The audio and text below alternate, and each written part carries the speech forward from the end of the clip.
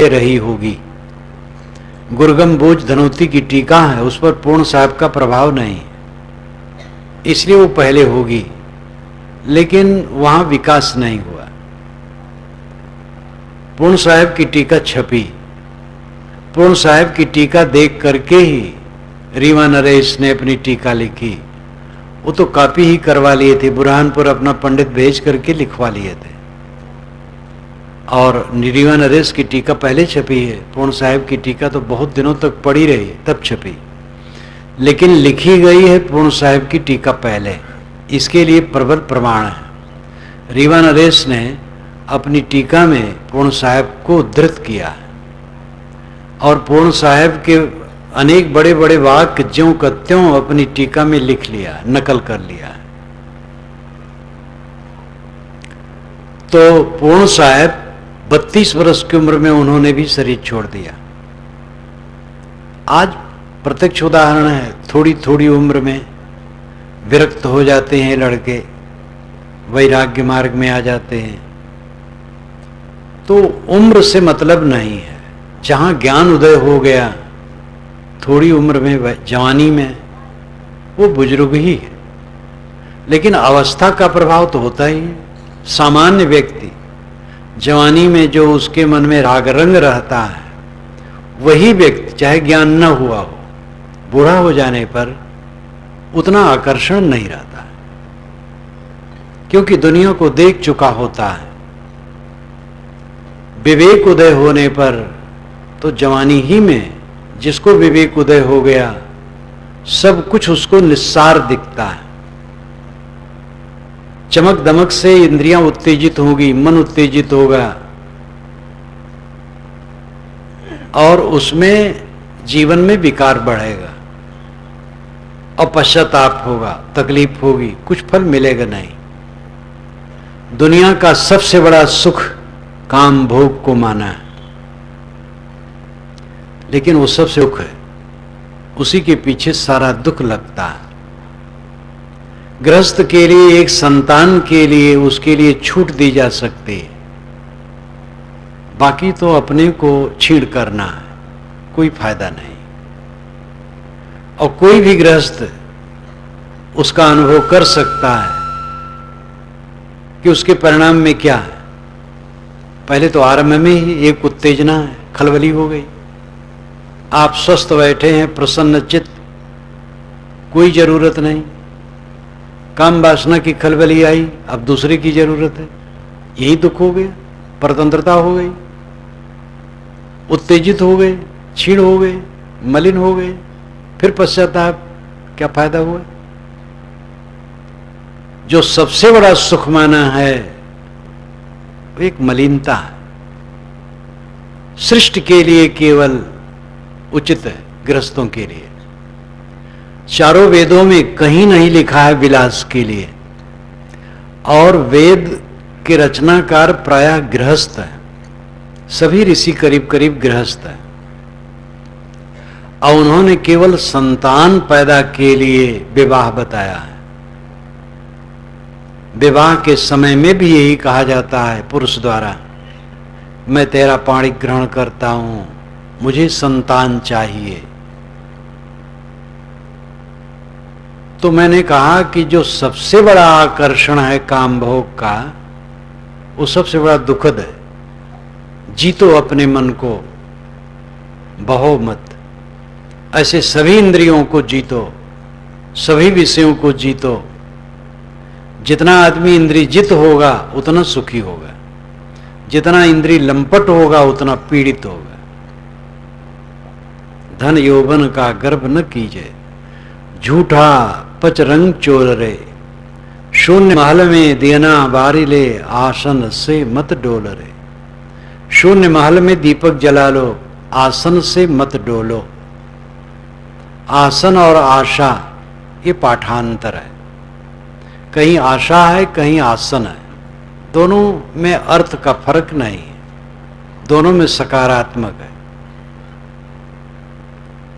शून्य महल में देना बार ले, शून्य महल में दीपक जला लो, आसन से मत डोल रे, और इस आसन से इस स्थिति से न डोलो।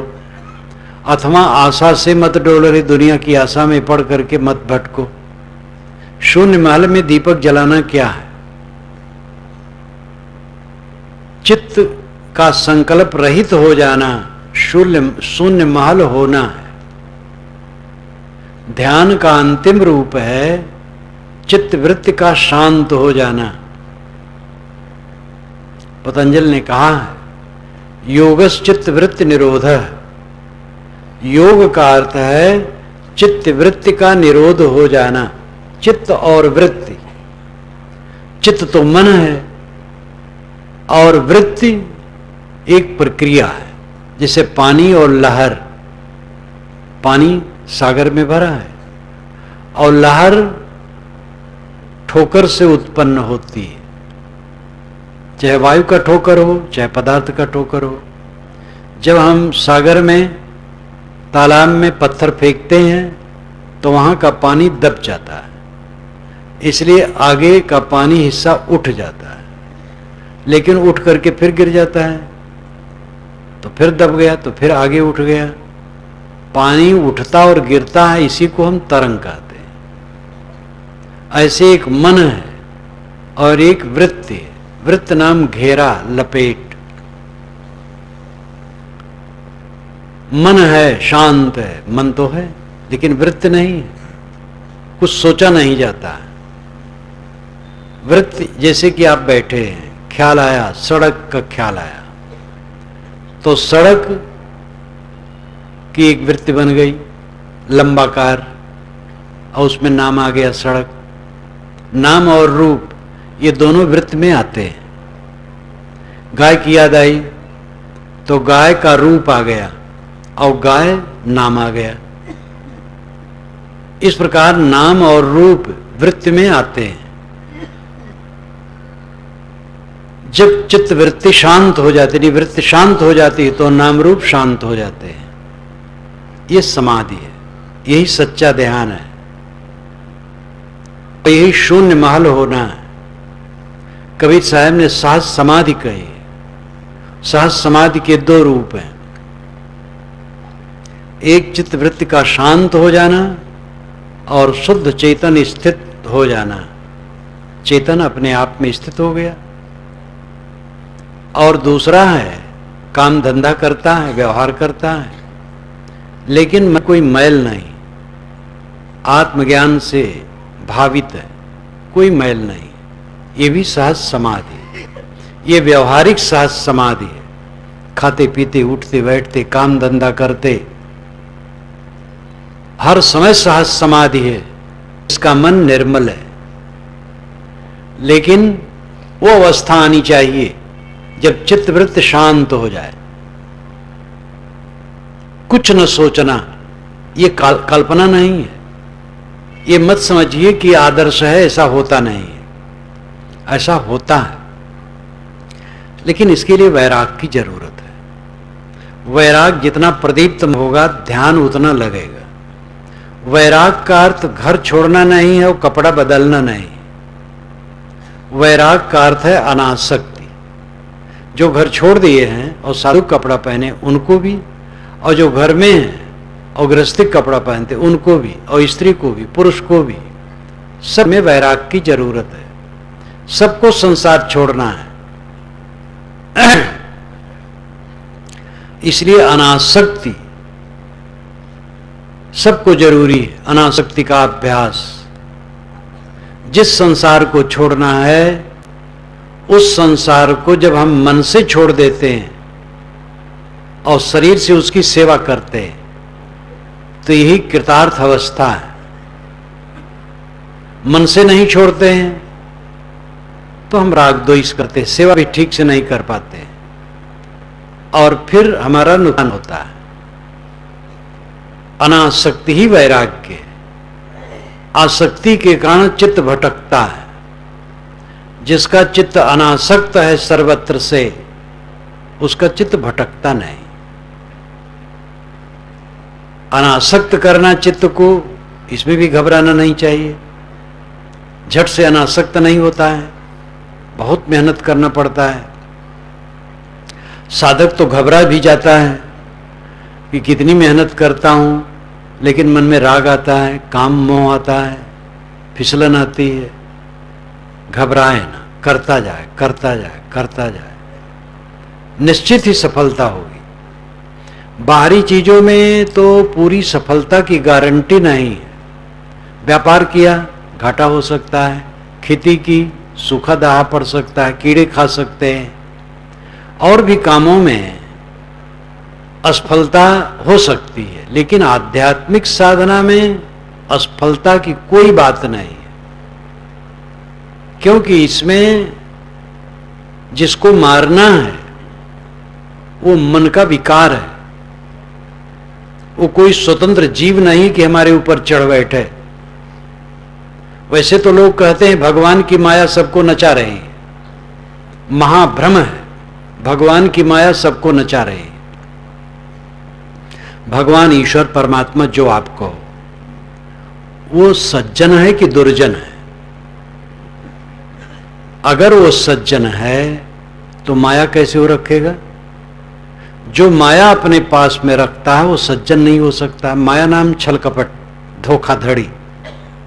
अगर ईश्वर धोखाधड़ी करता है लोगों के साथ तो वो सज्जन कहां है? फिर उसकी उपासना कैसे? और अगर वो सज्जन है तो माया क्यों रखेगा? एक आदमी कटही कुतिया पाले हो और अपने पड़ोस में सब पर लोहकार देता हो और कटवाता हो तो उसको कोई अच्छा कहेगा? अगर ईश्वर ऐसा ही है, वो कटही कुतिया रखे हैं माया रूपी और दौड़ा दौड़ा करके सबको परेशान करता है, तो ऐसे ईश्वर को तो जेल में भेजना चाहिए। पता लगाना चाहिए कहां है ईश्वर, उसको पकड़वाओ पुलिस से। ईश्वर ईश्वर लोग कहते, लेकिन ईश्वर का महत्व नहीं समझते। ईश्वर क्या है? दार्शनिक दृष्टि से ईश्वर विश्वव्यापी नियम है। आध्यात्मिक दृष्टि से ईश्वर सब घट में बैठा चेतन आत्मा है। ऐसा ईश्वर कहीं नहीं बैठा है जो माया रूपी कटही कुतिया रखे हो, सब पर दौड़ाता हो। बहुत बड़ा भ्रम है। शास्त्रों में लिखा है, बड़े बड़े पंडित महात्मा कहते हैं कि भगवान की माया नचा रही है। क्या करूं महाराज, भगवान ने ऐसी माया डाली है, छुट्टी नहीं है। भगवान ने डाली है कि आपने डाली है? तंबाकू लोग खाते हैं, भगवान ने खिलाया है? शराब भगवान पिलाता है किसी को? चोरी किसी से भगवान करवाता है? माया का फल है कुकर्म। जो माया में विमोहित होगा वो कुकर्म करेगा। तो क्या भगवान कुकर्म करवाता है? ईश्वर की माया सबको नचाती है, यह धारणा महाझूठ है। हर व्यक्ति की अपनी माया उसको नचाती है। और लोग कहते हैं हम ईश्वर के भक्त हैं और ईश्वर को गाली देते हैं। जो कहता है ईश्वर की माया नचाती है वो ईश्वर को गाली देता है। आप ही को कोई कहे कि आप हमें परेशान करते हैं तो आप दुखी हो जाएंगे। ईश्वर सबको परेशान करता है। माया है मन का मोह, माया है मन का विकार। ये आदमी का बनाया, किसी ईश्वर का नहीं। इसलिए ईश्वर को आप बदनाम न करें। हमारे मन का मोह, हमारे मन का अज्ञान, इसे हमें ही काटना है। शून्य महल में दियना बारिले, शून्य महल में दीपक जला लो, अनासक्त हो जाओ संसार से। सब छूटना है, किसी का कुछ रहने वाला नहीं है। जितने लोग यहां बैठे हैं 100 वर्ष के बाद इनमें कोई नहीं रहेगा। 100 वर्ष के पहले बहुत लोग नहीं रहेंगे, बहुत लोग तो कुछ वर्षों में नहीं रहेंगे। कोई ऐसा भी हो सकता है महीनों में न रह जाए, कुछ ठिकाना नहीं।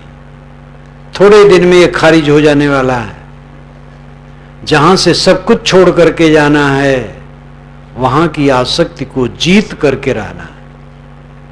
आसक्ति के कारण सारी पीड़ा है। जो आसक्ति को जीत करके रहता है वो सुख से रहता है और वो सेवा करता है, अच्छा काम करता है, जो आसक्त रहता है उसका काम अच्छा नहीं होता है, वो तो राग द्वेष करता है।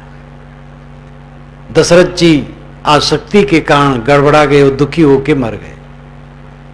आसक्ति में न होते तो जिस प्रकार वो मरे हैं न मरते।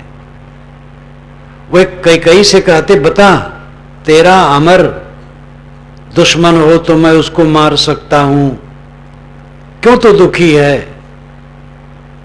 लेकिन उन्हीं के पुत्र राम अयोध्या वासियों के शिकायत करने से अपनी पत्नी को निकाल दिए थे। निकाल देना अच्छा हुआ बुरा हुआ है अलग विषय है, लेकिन राम की ऊंचाई कितनी है। और दशरथ कहते हैं अपनी पत्नी को खुश करने के लिए, तेरा अगर कोई अप्रिय है वो अमर भी है तो मैं उसको मार सकता हूं। विचार कुछ नहीं करते, ये मोह का कारण है। कोई भी बड़ा से बड़ा हो, मोह करेगा फंसेगा। इस धरती आकाश के बीच में क्षमा नाम की कोई चीज नहीं है। इसीलिए हमने ऐसा ईश्वर बनाया है जो क्षमा कर दे, लड्डू थमा दे उसके हाथ में और प्रार्थना कर दे, थोड़ा रो लें तो हमारे पापों को काट दे और हमें मुक्ति का सर्टिफिकेट दे दे। ये भूल भुलैया है। कोई ऐसा ईश्वर नहीं बैठा है जो आपकी प्रार्थना से पिघल जाए और लड्डू खाने से आपके पापों को काट दे और आपको कल्याण कर दे आपका। ये सब कुछ अंदर की प्रक्रिया है। अपने मन को ठीक करना है, पाप को छोड़ना। कोई क्षमा करने वाला नहीं है, करनी का परिणाम सबको भोगना है। महाराज राम ने बाली को छिप के मारा तो कृष्णा अवतार में वह बजरा नाम के व्याध से मारे गए। ये पंडित ही लिखता है। राम को क्षमा नहीं किया पंडित। श्री कृष्ण महाराज ने शिशुपाल की भुजा उखाड़ ली तो भगवान कृष्ण जगन्नाथ में लूले बैठे हैं। जब मैं अयोध्या गया, एक अपने मित्र संत हैं जिनके बहुत सी मूर्तियां हैं, वैष्णव संत। हमारे कई वैष्णव संत मित्र हैं, सभी वर्ग के हमारे मित्र हैं।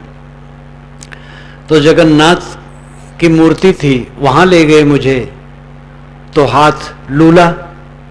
उन्होंने कहा महाराज ये मूर्ति देख करके मुझे बड़ी करुणा लगती है।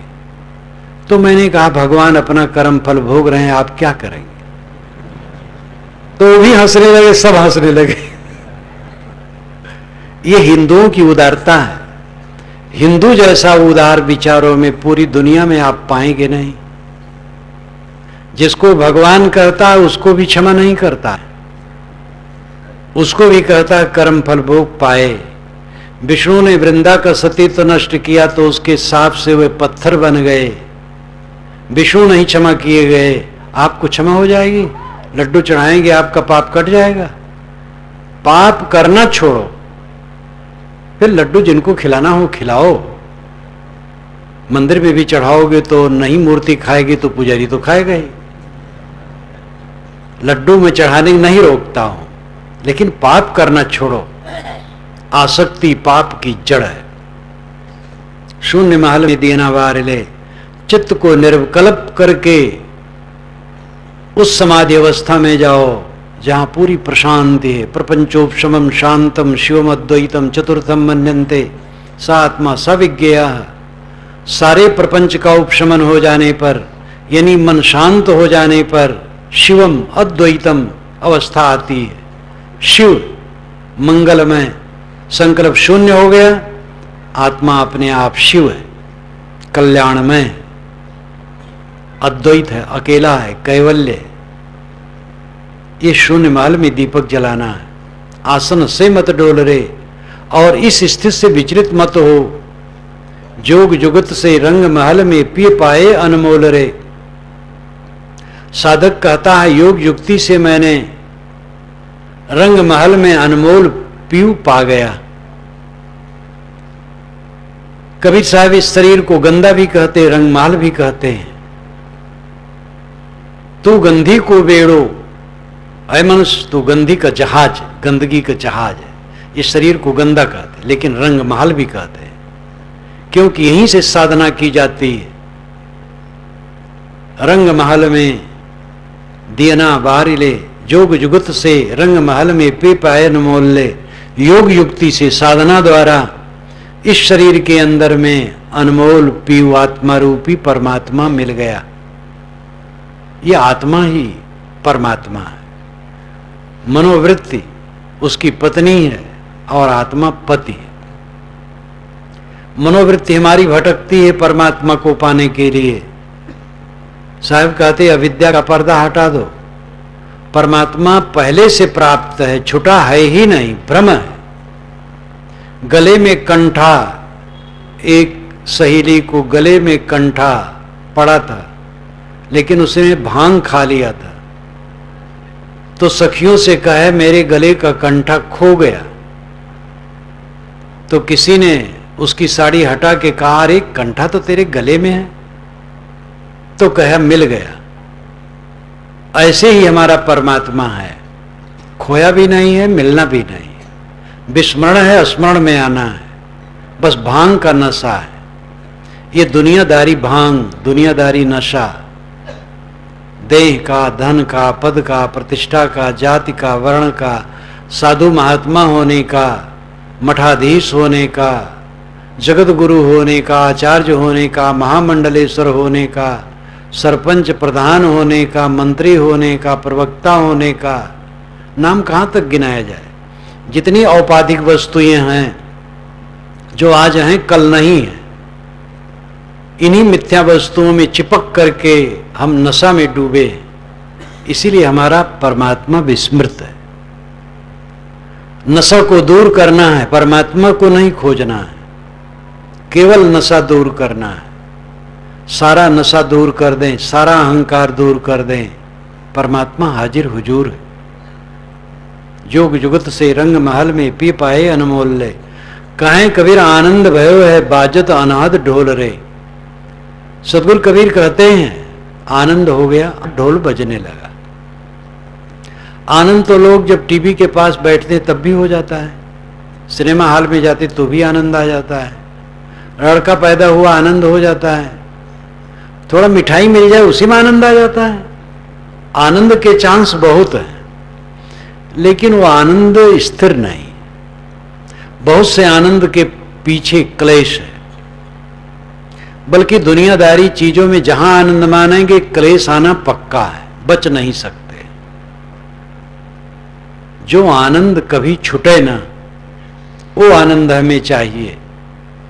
वो है आत्मा राम में विश्राम पाने से।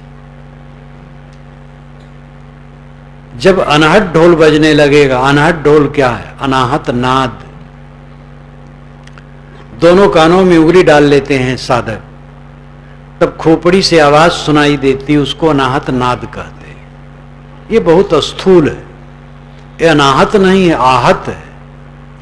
अनाहत नाद का अर्थ होता है बिना चोट खाए उत्पन्न हुआ शब्द।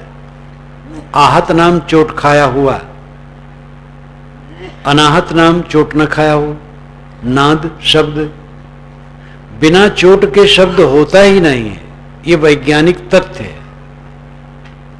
दो वस्तुओं के टकराहट में आवाज होती है। मैं बोल रहा हूं, ओष्ठ दंत तालु कंठ इत्यादि परस्पर टकराते हैं, तब शब्द होता है। इसलिए अनाहत नाद जो हम नसों की झनकार सुनते वो नहीं है। अनाहत नाद का अर्थ है अनुभव।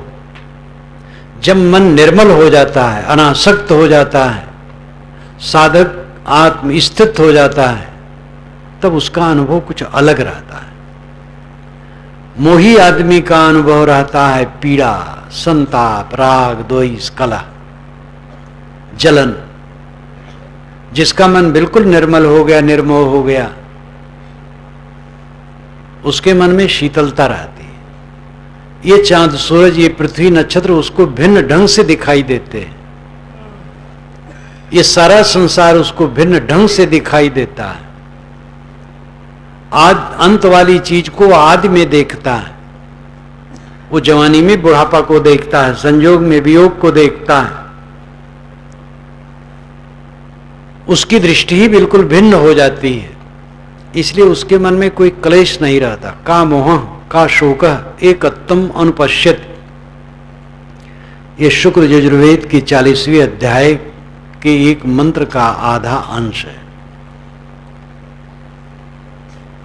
का मोह का शोक एकत्वम अनुपश्यति, जिसके मन में एकत्व का अनुभव हो गया, कहां शोक कहां मोह, सुख दुख हानि लाभ संयोग वियोग अनुकूल प्रतिकूल सब में सम बुद्धि, उद्वेग शून्य शांत कृतार्थात्मा। जब ऐसी स्थिति आ गई तो मोह कहां शोक कहां। ये जीवन का फल है, ये आनंद ढोल बजना है। जो शांति का अनुभव है, कैवल्य का अनुभव है, निर्वाण का अनुभव है। तथागत बुद्ध ने निर्वाण और परिनिर्वाण कहा। निर्वाण बुझ जाना, दीपक बुझ गया उसका निर्वाण हो गया, वासना बुझ गई निर्वाण। परिनिर्वाण देह छूट गई। ऐसे ज्ञानी का जब देह छूट गया तो उसको परिनिर्वाण कहते हैं, और जब तक देह में है तब तक निर्वाण। मन तो है लेकिन मन वासना सिक्त नहीं है। आप गैस को देखिए, गैस में मेंथल बांधा जाता है, मेंथल लाया जाता है, खोल करके उसमें बांधा जाता है, फिर जला दिया जाता है। तो जैसे जलाया जाता है मेंथल राख हो जाता है, लेकिन उसका पिंड बना रहता है और तब तक वो प्रकाश देता है। लेकिन जब टूट जाएगा वो तब प्रकाश नहीं देगा। ज्ञानी का मन जला हुआ मेंथल है, वो ज्ञान वैराग्य से जल गया है, लेकिन शरीर जब तक है तब तक वो प्रकाश देता है, मन काम देता है, लेकिन फिर वो अलग जोड़ने वाला नहीं है। जलाया हुआ मेंथल उस गैस से खोल करके आप दूसरी गैस में नहीं बांध सकते, वो खत्म हो जाएगा। इसी प्रकार ज्ञानी का मन, ज्ञानी का अर्थ है अनासक्त। ज्ञानी का मतलब प्रवक्ता नहीं। ज्ञानी प्रवक्ता हो सकता है और नहीं भी हो सकता है। व्यावहारिक भाषा में ज्ञानी का अर्थ है जानने वाला, आध्यात्मिक भाषा में ज्ञानी का अर्थ है निर्मोह। जो निर्मोह हो गया है उसका मन जले हुए मेंथल की तरह है, लेकिन तक शरीर टूटता नहीं है तब तक वो मन काम करता है, परंतु कृतार्थ आत्मा है। ऐसे पुरुष का जो अनुभव होता है वो बिल्कुल अलग होता है। इसी कीचड़ पानी हल्ला गुल्ला धूल धड़क्का राग द्वेष भरे संसार में वो रहता है और मुक्त रहता है। पहले के जो महापुरुष मुक्त हुए हैं वह इसी हल्ला गुल्ला भरे संसार में रह के मुक्त हुए हैं। पहले जमाने के कोई भी महापुरुष हो, नाम ले लो, देश विदेश में जितने महापुरुष हुए हैं, क्या उनके जमाने में सब कुल दूध का धोया था? बड़े बड़े प्रपंची थे। वेद पढ़ो, बाइबल पढ़ो, कुरान पढ़ो, जिंदा वेस्ता पढ़ो, गुरु ग्रंथ पढ़ो, बीजक पढ़ो, कोई ग्रंथ पढ़ो, सभी ग्रंथों में पढ़ करके आप जान सकते हैं सब समय उत्पाती रहे हैं। इसीलिए उन संतों ने रास्ता दिखाया है। आज भी इसी प्रकार है, आप चाहें तो अपना उद्धार कर सकते हैं इसी संसार में रह करके।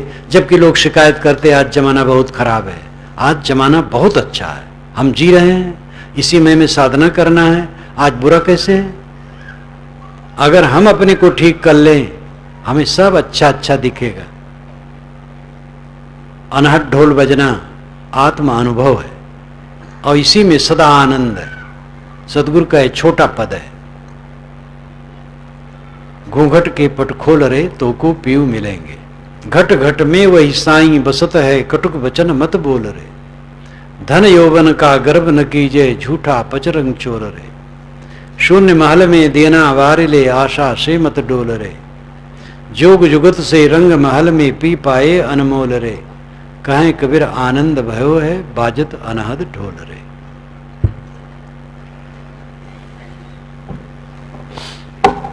बोलिए सद्गुरु